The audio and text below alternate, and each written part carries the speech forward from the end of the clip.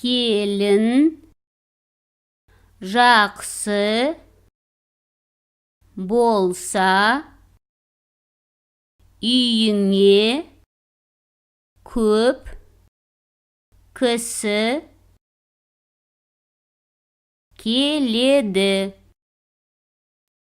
Келін, жаман болса, келген кісі кеткісі келеді. Ас құй десең, төккісі келеді.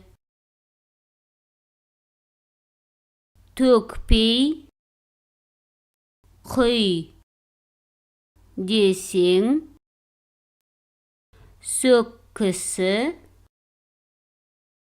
келеді.